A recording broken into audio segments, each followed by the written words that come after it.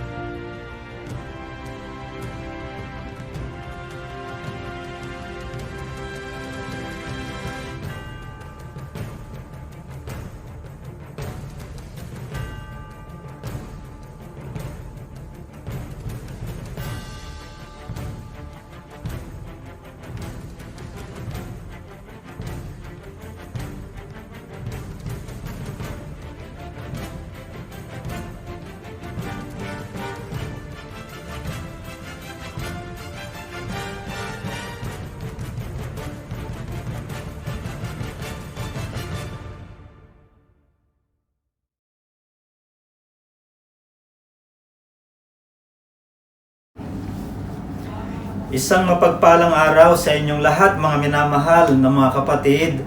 Praise God for joining us again on our prophetic online series. So excited po ba kayo, mga minamahal na mga kapatid?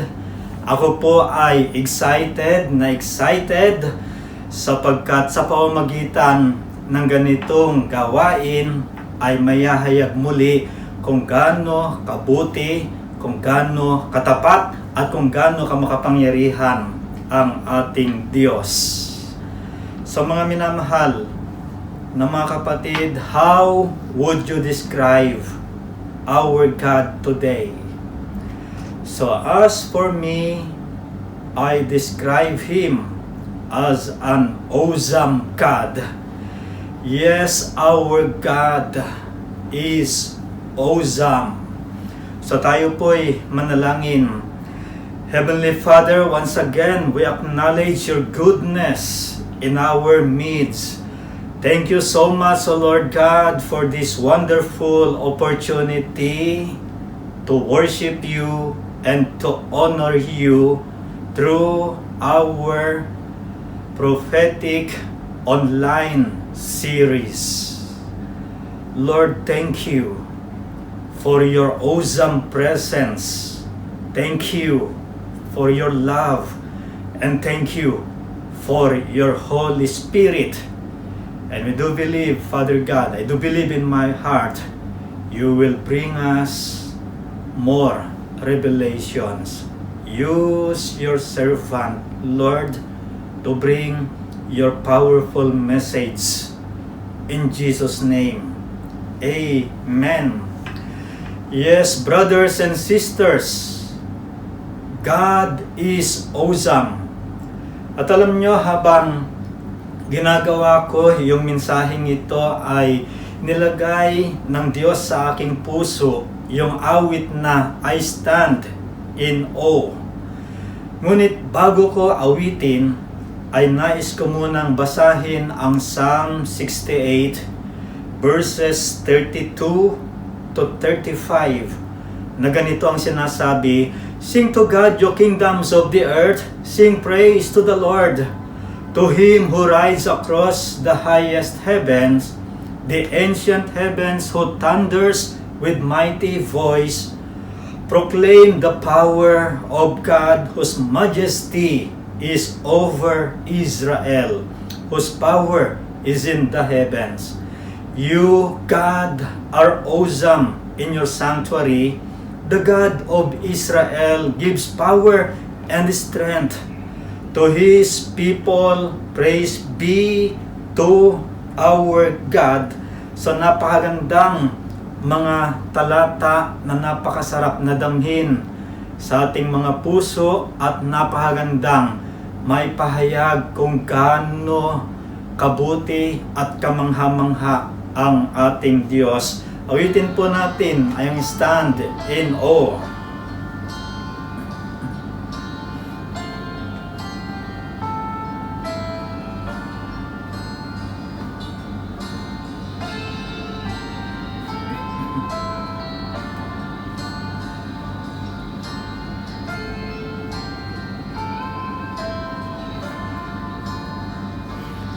You are beautiful beyond description, too marvelous for words, too wonderful for comprehension, like nothing ever seen or heard.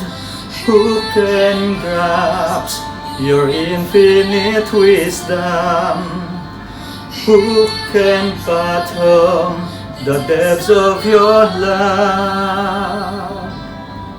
Are beautiful beyond description, majesty enthroned above.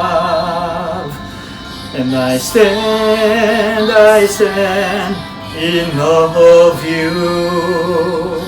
I stand in awe of you.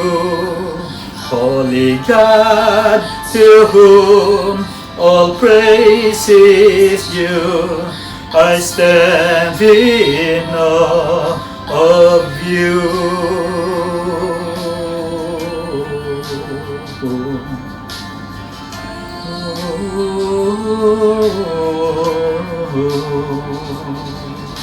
Are beautiful beyond description, too marvelous for words, too wonderful for comprehension,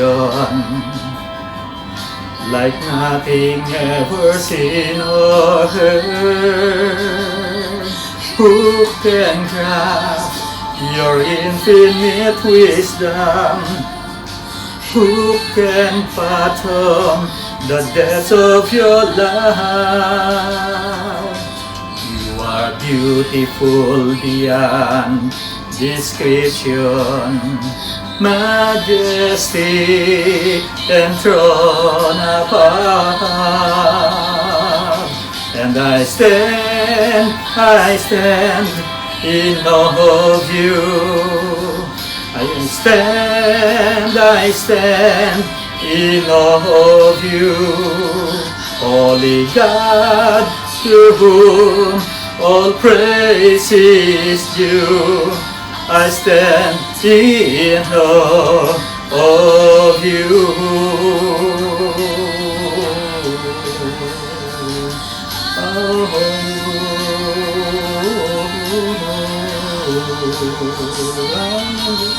Yes, Lord God, oh, we bless your name, oh Lord. I stand in awe of you, O God. I stand in awe of you. I stand in awe of you. Holy God, to whom all praise is due. I stand in awe of you. Brothers and sisters, in a prophetic worship, it is very important to note that we have a very personal God. Yes, meron tayong personal na Diyos. A very personal Father, our Abba. Kaya nga po, araw-araw ay nararanasan ko yung personal na Diyos. Lalong-lalo na sa panahon ng pagsamba. Sa personal na pagsamba, sa personal na panahon ng pananalangin, at maging sa panahon ng sama-samang pagsamba, at maging sa ating prophetic online series na ito, ay maranasan natin yung ating personal na Ama. Again, He is a personal Father, sapagkat kay lapit niya sa atin.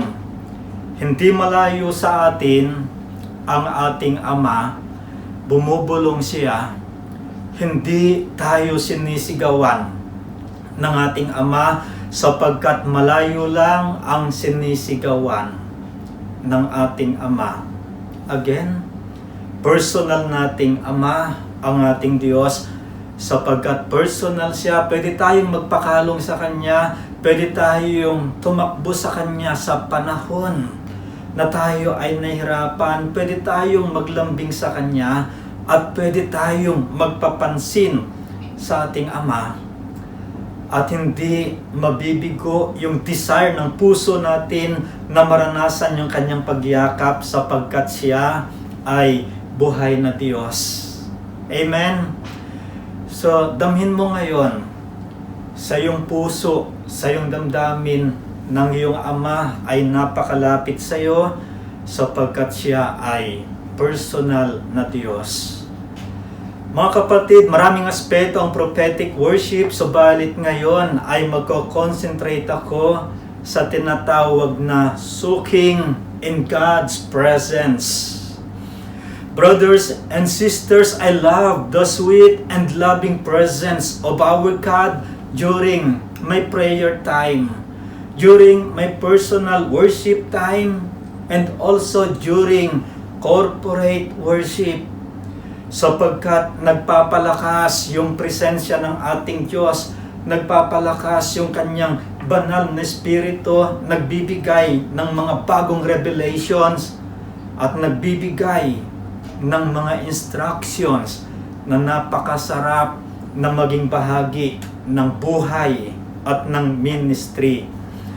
Mga kapatid, sa panahong ito ng krisis at ng lockdown, sa araw na ito ay mahigit 3 months na kami ni Myrna sa UAE.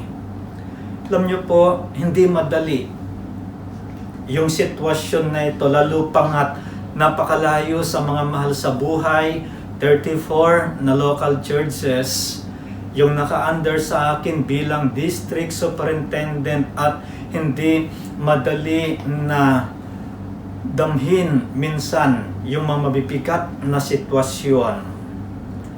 Subalit, ang nagsusustain ng lakas at ng tuloy-tuloy na pag-asa ay ang pag-worship sa ating Panginoon, lalong-lalo na ang prophetic worship, sapagkat damang-dama namin ni Myrna, damang-dama ko lagi yung kabanalan ng Diyos na ganap na yumayakap sa panahon na nadadown na ako dahil sa napakaraming mga alalahanin. Kapag ka nag-worship na ako sa Panginoon, ay iniaangat na niya muli yung kalagayan ng pag-asa, at pinupuno niya ng apoy at inspirasyon yung aking puso.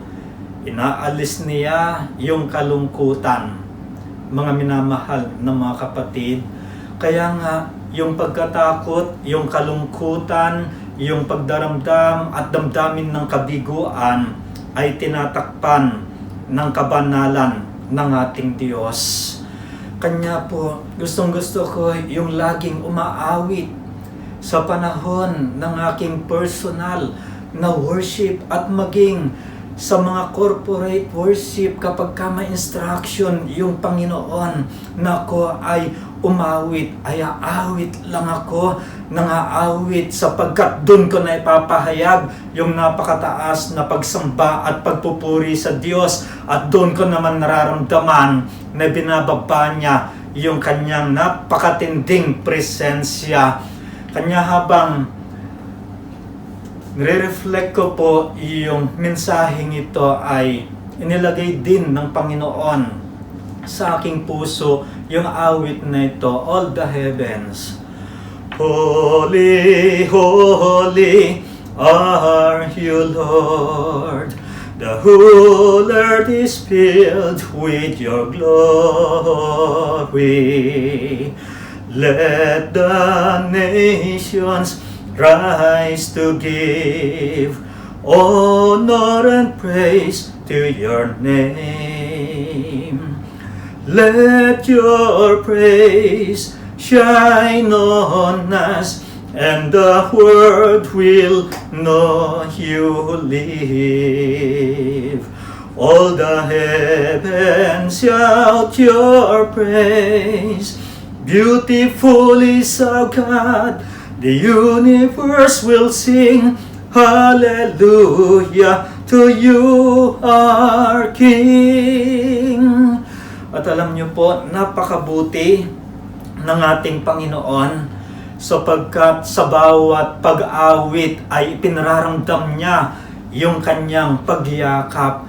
Hindi ako binibigo ng Panginoon sa tuwing umaawit ako ay ibinababa niya yung kanyang napakatinding presensya at niyayakap ako, pinalalakas at binibigyan ng panibagong inspirasyon. Brothers and sisters, prophetic worship is a powerful encounter with God.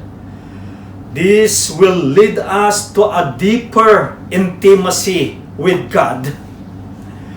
Prophetic worship is a Holy Spirit-led worship. It is a Holy Spirit-prompted worship, or we can say that it is a Holy Spirit-filled worship where we allow the powerful leading of the Holy Spirit. Say it again, powerful leading of the Holy Spirit. Brothers and sisters, I love spontaneous worship, but I have no problem also with the traditional style of worship because both are Spirit-led worship.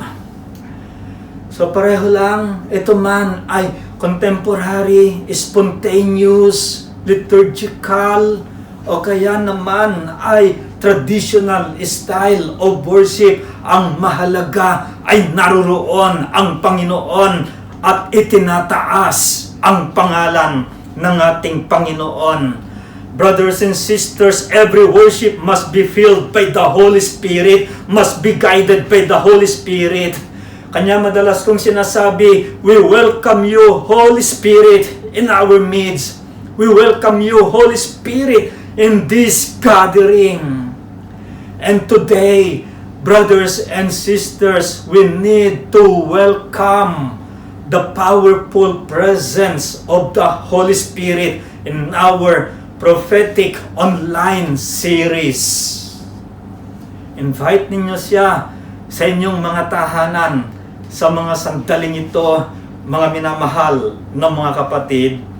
At sabi doon sa John chapter 4 verses 23 to 24, yet a time is coming and has now come when the true worshipers will worship the Father in the Spirit and in truth, for they are the kind of worshipers the Father seeks.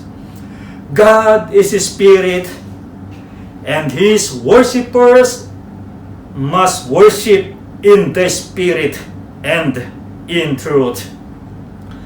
Brothers and sisters, worship is to give the highest honor to God and to fill our whole being with His truth and holiness.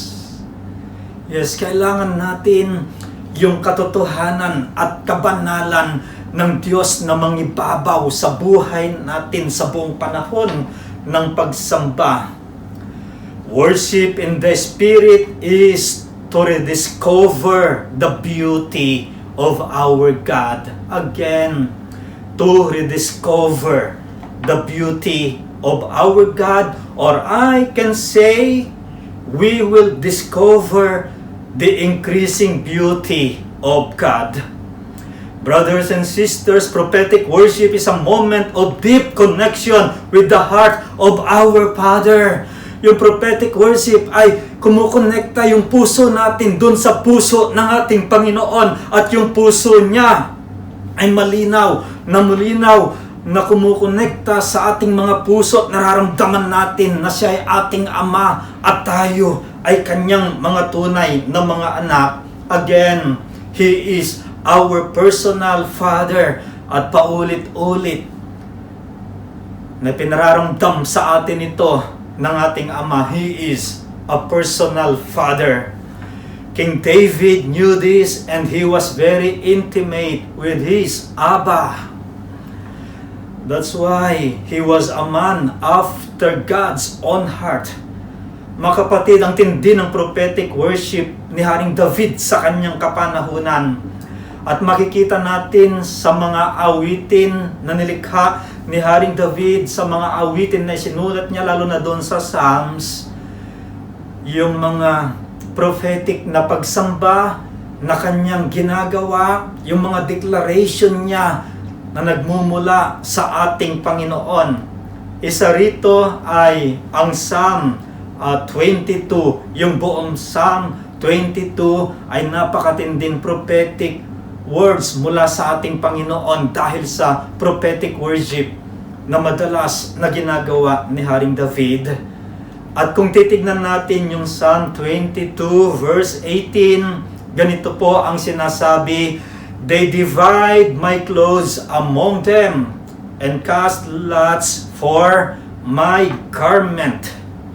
So napakatinding revelation na nakuha ni David sa kanyang prophetic worship.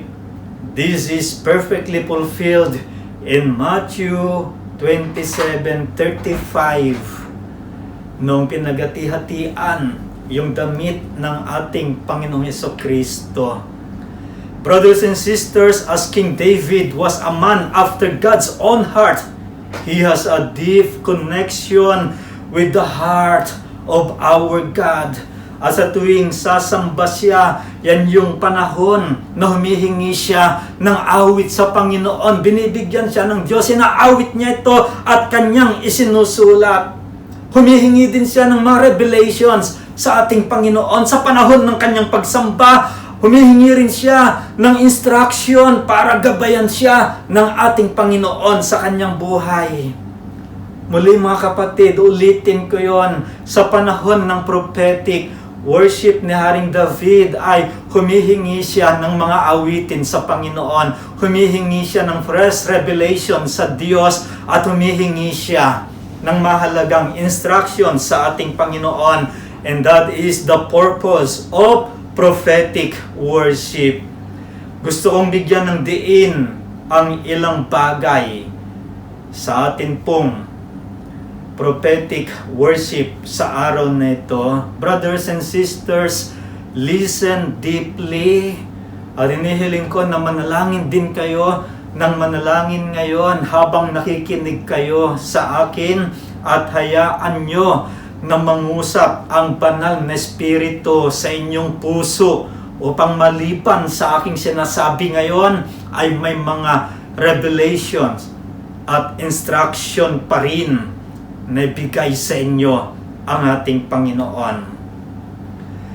Number 1, Mga kapatid, napakahalaga sa prophetic worship itong we need to receive songs from the heart of our God.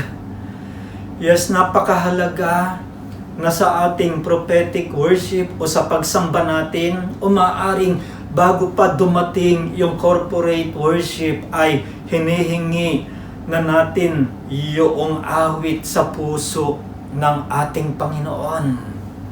Sapagkat kapag hiningi talaga natin yung awit mula sa puso ng Diyos ay very powerful yon. Karanasan ko po yan kapag nagbigay ng awit ang Panginoon ay nararamdaman ko yung kanyang napakatinding pagkilos, yung kanyang pangungusap, at kapag ito ay ipinaawit ko na ay damang-dama rin ng maraming mga tao.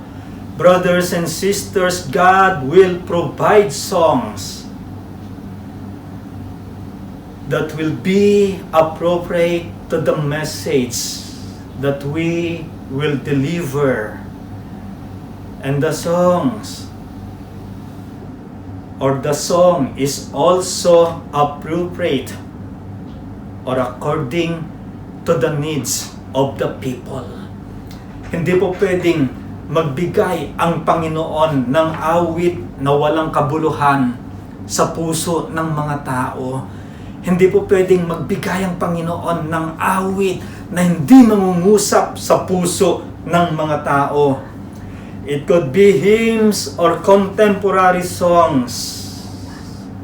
Listen to God. Brothers and sisters, we need to listen to our God. So we need to see Ephesians 5:19 to 20.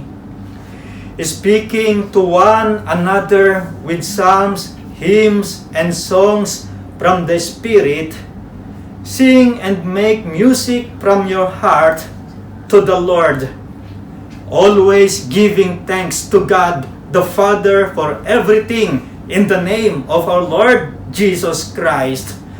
Brothers and sisters, God gives song at lagi akong binibigyan sa aking puso ng awit ng ating Panginoon. May mga pagkakataon na nararamdaman ko ito at hindi ko binabaliwala. One time po sa Vesper service ng Grace United Methodist Church, habang sumasamba kami, ay nararamdaman ko na mayroong sinasabi ang Panginoon sa aking puso.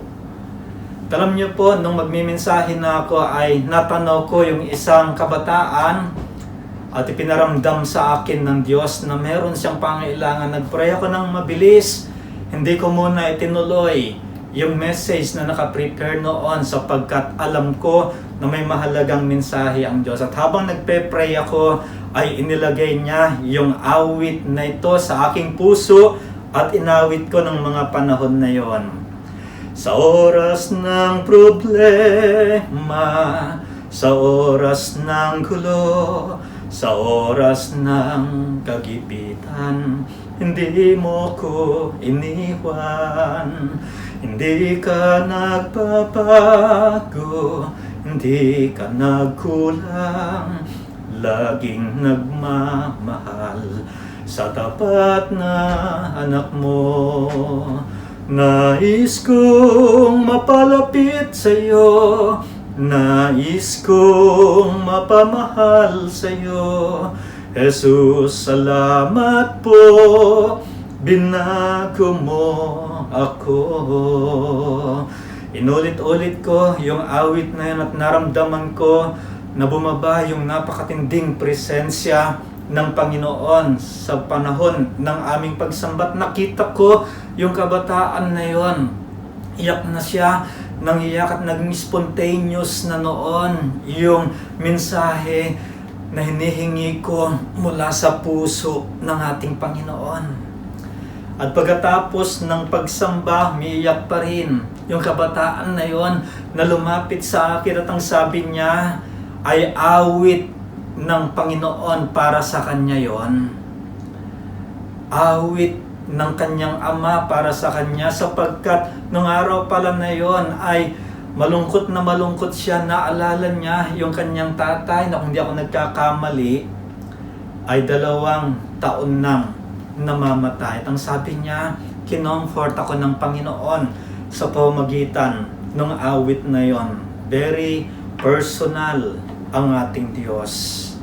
Maraming beses ko pang naranasan yon, mga minamahal na mga kapatid, na hindi ko lang pwedeng ikwento ngayon sapagkat kakapusin tayo ng oras. Ngunit sa mga panahon na talagang nagbibigay ng awit ang Panginoon, hindi ko binabaliwala at doon lalong nahayag yung kanyang kapangyarihan sa pagsamba. Again, hindi magbibigay ng awit yung Diyos na walang kabuluhan doon sa pagsamba at walang kabuluhan doon sa puso ng maraming mga tao. Kailangan nating humingi sa puso ng ating Panginoon. Minsan sa mga personal na pag-worship ko ay may mga bagong awit na nilalagay yung Panginoon sa akin. Maring wala pa yon sa mga lyrics na naisulat na, ngunit awit ako ng awit sa ating Panginoon. Hindi ako tumitigil hanggang sa hindi ko nararamdaman na pinatitigil ako ng Diyos, at ang daming kamangha-mangha na pinararamdam yung Diyos sa aking puso. Binibigay niya para sa ministry at sa personal na buhay. Yes, napakasarap umawit sa ating Panginoon, lalo na kapag damang-dama mo na siya ay nasa iyong tabi, napakalapit, yumayakap at pinupuno yung puso ng kanyang pagmamahal. Sabi ni Haring David sa Psalm 144 verses 9 and 10, I will sing a new song to you, my God, on the 10-string lyre. I will make music to you, to the one who gives victory to kings, who delivers his servant David from the deadly sword. Mga minamahal, nahamon ko kayo ngayon na makinig kayo sa puso ng ating Panginoon. May mga awitin siyang ibibigay sa iyo ngayon. May mga awitin siya na magbibigay ng inspirasyon sa iyong puso. Hindi dapat na maikahon ang Diyos sa ating pagsamba. Yes, wag nating ikahon sa mga pagsamba natin ang Diyos. Hayaan nating kumilos siya ng may kapangyarihan, mag-overflow yung puso ng Panginoon sa ating pagsamba. Pangalawa, na napakahalaga sa prophetic worship, we need to receive fresh revelations from the heart of God. Madalas kong sinasabi ito mga kapatid, na sumusungkit ako ng revelation sa puso ng ating Panginoon, na sumusungkit ako ng mga mensahe mula sa puso ng ating Panginoon, sapagkat mas makapangyarihan yon, sapagkat mas makapagpapabago ng buhay yon, mas magpapakilos yon sa puso ng mga tao. Yung mga matitigas na damdamin ay kaya niyang palambutin, yung mga nasusugatan ay kaya niyang pagalingin kapag yung mensahe ay tunay na mula sa puso ng ating Panginoon. Alam ito ng mga taga Grace United Methodist Church. Every Sunday ay well prepared ako dun sa message na dadalhin ko sa pulpito. Ngunit humihingi pa rin ako ng revelation sa Panginoon.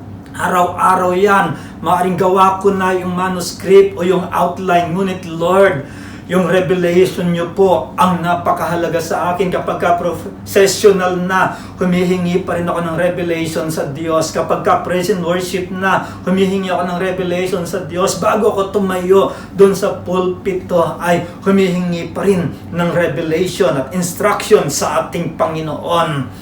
At kapag may ibinigay siya, hindi ko binabaliwala yon. At alam ng mga taga Grace UMC yan, maging nung ako'y naroroon pa sa Knox UMC at sa iba pang mga churches kung saan ako na destino, kapag mayroong ipinababang revelation, ang ating Diyos ay titimo sa puso ng lahat ng mga nakikinig sapagkat direkta yon mula sa puso ng ating Panginoon. Nagko-convict ng puso.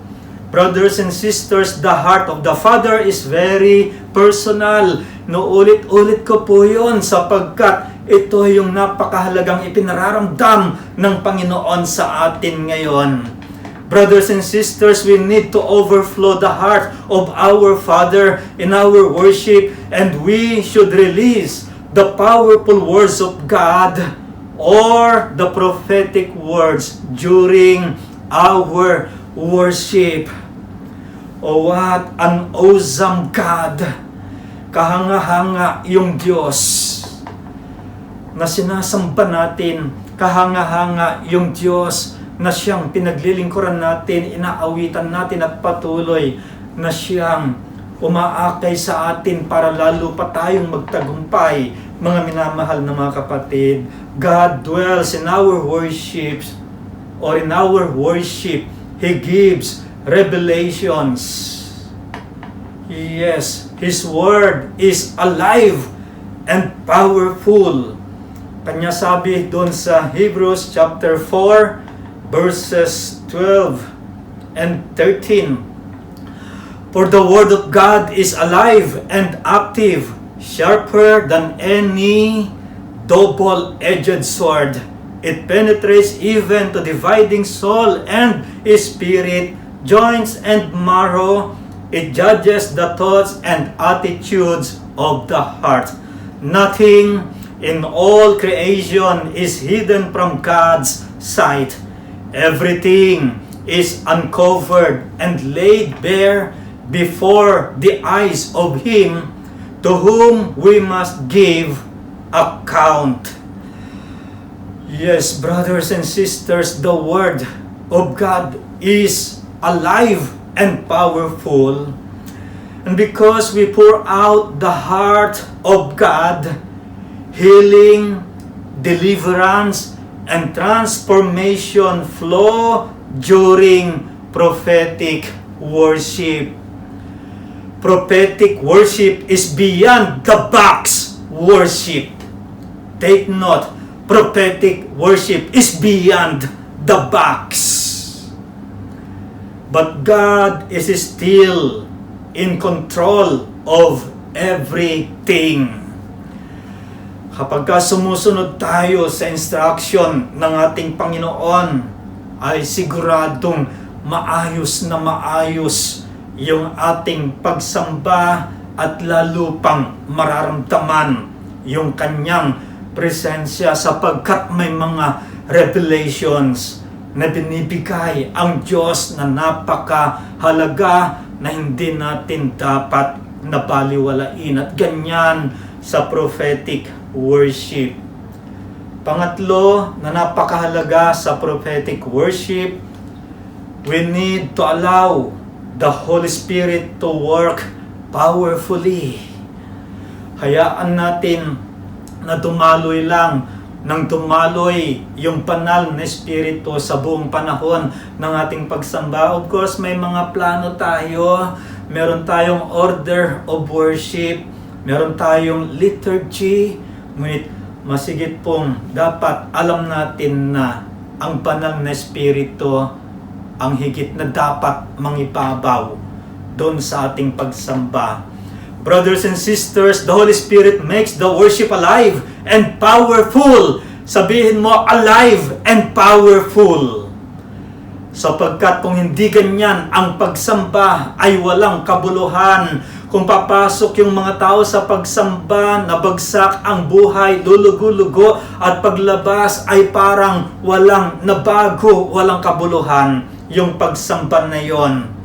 Again, prophetic worship is alive and powerful, not a dead and empty worship. Kanya, nulit-ulit ko po, sinabi ko na kanina, sabihin ko ulit ngayon, lagi kong ini-invite yung banal na Espiritu sa bawat pagsamba. We welcome you, Holy Spirit. O Holy Spirit, we welcome you in our prophetic online series today and always. May lugar dapat yung banal na espiritu sa ating pagsamba. Meron siyang upuan, kasama siya sa praise and worship, kasama siya ng choir, kasama siya ng lahat ng mga sumasamba, kasama siya ng preacher, kasama siya ng buong congregation, sapagkat wina-welcome siya at babalik-balikan niya yung lugar ng pagsamba sapagkat siya ay wina-welcome. Brothers and sisters, allow the Holy Spirit to fill our hearts and to move powerfully in our lives. God wants to dwell in our worship, not just visiting us. Kanya, sa Grace UMC, lagi naming sinasabi noon, not just visitation. We need God's habitation. At nangyari ito sa Grace UMC dahil sa mga passionate worshipers ng mga miyembro, sa napakatinding pananalangin na ginagawa tuwing umaga ng Sunday na naroon kami sa prayer circle, ay napakatindi ng apoy na binababa ng ating Panginoon, natitindi ng mga revelations na binibigay ng Diyos. Doon pa lang ay damang-dama na may ginagawa ang Diyos at meron na siyang nauunang ginagawa sa bawat pagsamba kanya. Laging patutuo ng mga dumarating. Doon pa lang sa gate sa labas ay nararamdaman na nila yung presensya ng Diyos, at kapag pumasok na sila sa loob ng sanctuary ay lalo nilang mararamdaman yung pagyakap ng Diyos. At kapag ka umaawit na, kapag ka nag-release na ako noon ng mga revelation ng ating Panginoon, ay tunay nang tumitimo sa puso ng maraming mga tao, hindi dahil sa akin, kundi dahil sa Diyos at dahil sa kanyang banal na espiritu. Prophetic worship is a powerful encounter with our Abba. Sabihin mo ulit, Abba Father. Abba Father, the most intimate word with our God. It will lead us into a deeper intimacy. He is our personal Father. Yes, sinuulit na naman yon, pinapaulit ng Panginoon. God is our personal Father. He wants to connect His heart with our hearts. Yes, hindi tayo sinisigawan ng ating Panginoon dahil hindi naman tayo malayo sa Kanya. Binubulungan tayo ng ating Diyos. Anak niya tayo. Ama natin siya. At ang nais ng Panginoon ay totoong pagsamba at totoong pakikinig, sapagkat walang kabuluhan yung pagpunta natin sa church kahit na every Sunday pa ito kung hindi naman tayo totoong sumasamba, kung religious pa rin tayo. Walang kabuluhan kung hindi tayo totoong nakikinig sa Panginoon, at kung nakinig man tayo, walang kabuluhan ito kung hindi natin isinasagawa yung narinig natin mula sa ating Panginoon. Ang tunay na pagsamba ay binabago yung ating mga buhay, binabago yung ating mga pananaw, pinapaganda yung ating mga kaisipan, pinapaganda yung mga plano natin, pinapaganda yung paglilingkod natin, pinapalalim tayo sa kaugnayan sa ating Panginoon, at inaangat yung kalagayan ng ating pagsamba at iba pang kapahayagan ng paglilingkod sa ating Panginoon. So ibig sabihin, ang Diyos na nakakatagpo natin sa buong panahon ng pagsamba ay lalo pang pinabubuti yung kalagayan ng buhay natin, pinagaganda yung relationship natin sa ating kapwa, lalo na sa mga kapatiran natin sa ating church. Yes, ang hamon ng Panginoon sa atin ngayon, mga kapatid, sa prophetic worship na ito at sa bawat worship natin gagawin, makinig tayo ng malalim sa Diyos. Yes, makinig tayo ng malalim sa Diyos upang hindi tayo malinlang ng kaaway. Kanya nga, ang tema natin ay receive without getting deceived. Mga kapatid, our worship is not just to express worship to the Lord, not just to sing, not just to pray, not just to listen to the message. Brothers and sisters, worship is to experience the fullness of God and to hear Him clearly speaks. Yes, ang tunay na prophetic worship conference ay mararanasan yung kabuuan ng ating Diyos. Mararanasan yung tibok ng kanyang puso, maririnig yung kanyang tinig. At patuloy na makikita natin yung mga pinagagawa ng Panginoon sa atin. At habang ako'y nananalangin para sa mensaheng ito, ngayong araw na ito sa ating prophetic worship, mga kapatid, marami akong mga hiningi sa ating Panginoon na kanyang ibinigay na mga awitin. At nung itanalangin ko, Lord, ano po yung aawitin ko sa pagtatapos ng mensaheng ito na bahagi ng pagsambang ito, then nakinig ako ng nakinig sa ating Panginoon. At ilang saglit lang, ibinigay niya ang awit na ito sa aking puso. Alam niyo po ano yung binigay ng Panginoon na awit sa aking puso? Nagulat din ako eh. Ang ibinigay niya ay awit na There is none like you. Of course, tatanungin ko ang Panginoon, why, Lord? Bakit po itong awit na ito ang ipinapaawit ninyo? At ang Panginoon nagsalita sa aking puso, because my son, you need healing. You need emotional healing. Kayong mag-asawa ni Mirna sa matagal na pagkaka-lockdown ninyo dyan. Sa UAE ay maraming kalungkutan ang naranasan ninyo. Inisip ninyo ng matindi yung mga mahal sa buhay sa Pilipinas, maging yung mga kamanggagawa ninyo sa Pilipinas. Maraming mga pagkakataon, di man nyo pinapahalata, ngunit umiiyak kayo. You need healing, my son. You need emotional healing. Kanya yan, yung awit na binibigay ko sa iyo ngayon. And people need emotional healing also for this situation of the whole world. And I will give you the emotional healing. Awitin po natin, there's none like you. There is none like you. No one else can touch my heart like you do.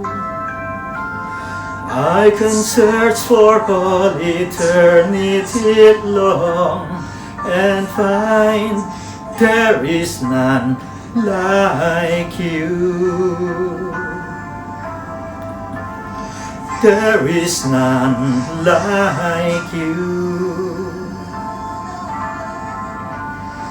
No one else can touch my heart like you do. I can search for all eternity long and find there is none like you.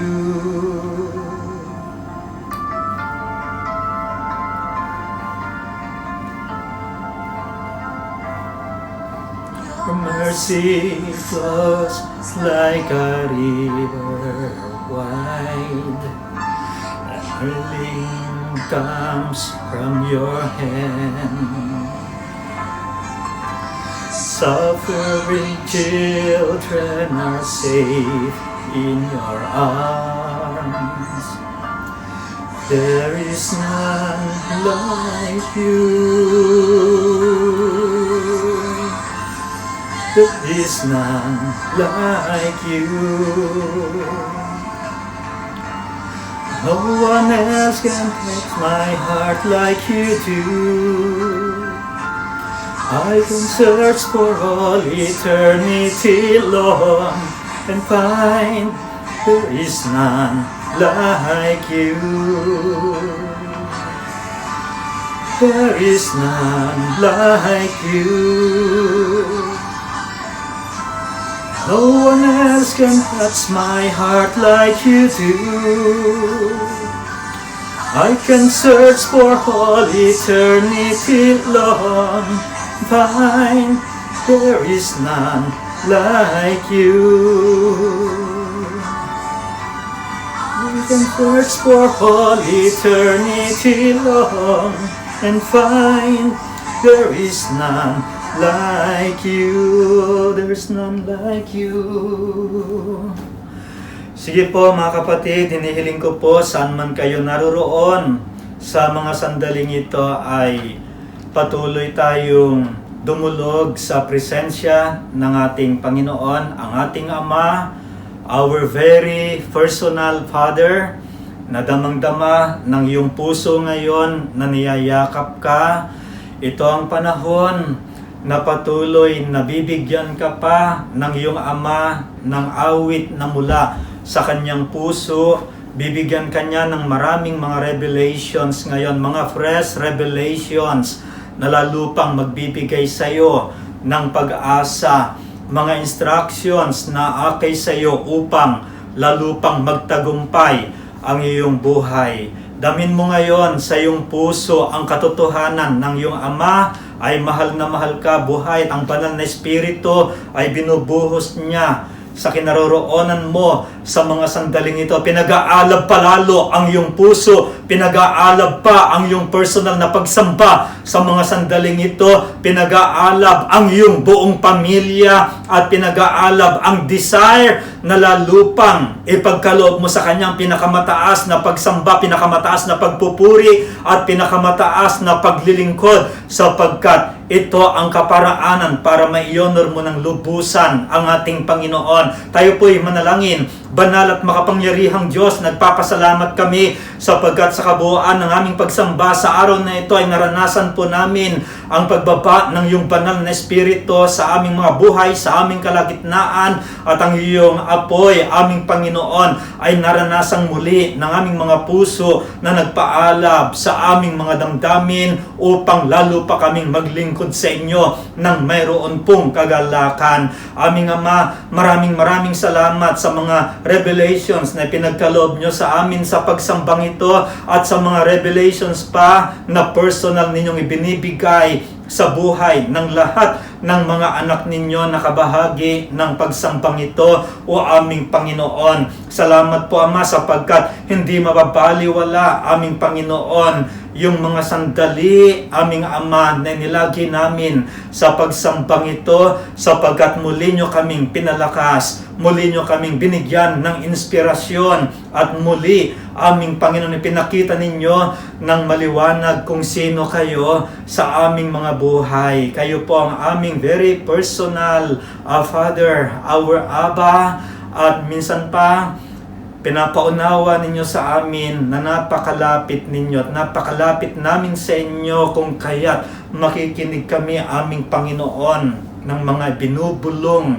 ninyo sa amin, lalong-lalo na sa aming mga puso. Bukas nyo po ang durungawan ng kalangitan sa buhay ng lahat ng mga anak ninyo na sumasamba ngayon, o aming Panginoon. Buksan nyo po minsan pang durungawan ng kalangitan at ibuhos sa kanila yung mga pagpapala katulad ng rumaragasang ulan, aming Panginoon, na hindi kayang pigilin ng sino man. Yung rumaragasang Espiritu po ninyo na pupuno sa puso at sa buhay ng bawat isa, at wala kayong lalagpasan isa man sa mga anak ninyong ito, o aming Panginoon. Salamat sapagkat mas matindi pa ang gagawin ninyo sa kanilang mga buhay, maging yung future po nila, hawak ninyo, aming Panginoon. Walang kapangyarihan ang lockdown na ito, maging krisis, dala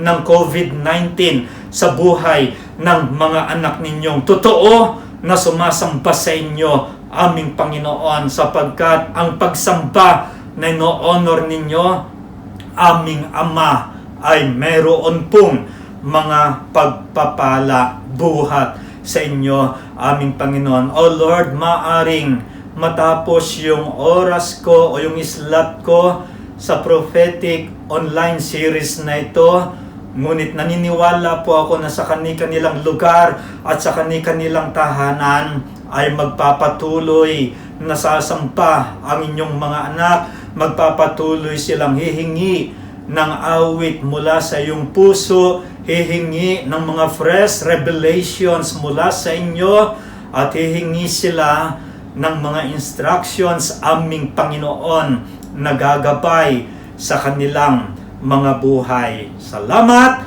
sapagkat hawak ninyo kaming lahat, hindi kami matatakot, hindi kami mangangamba, sapagkat aming Panginoon, tinatakpan ng iyong kabanalan at kapangyarihan ang anumang sitwasyon ng aming buhay. Pinabalik po namin sa iyo ang kapurihan at ang karangalan at igawad ninyo sa aming lahat ngayon ang iyong pinakamasaganang bendisyon. Sa pangalan ng Ama at ng Anak at ng Banal na Espiritu. Amen and Amen. So, purihin po natin ang Panginoon, mga minamahal na mga kapatid. God bless sa bawat isa sa inyo. Amen.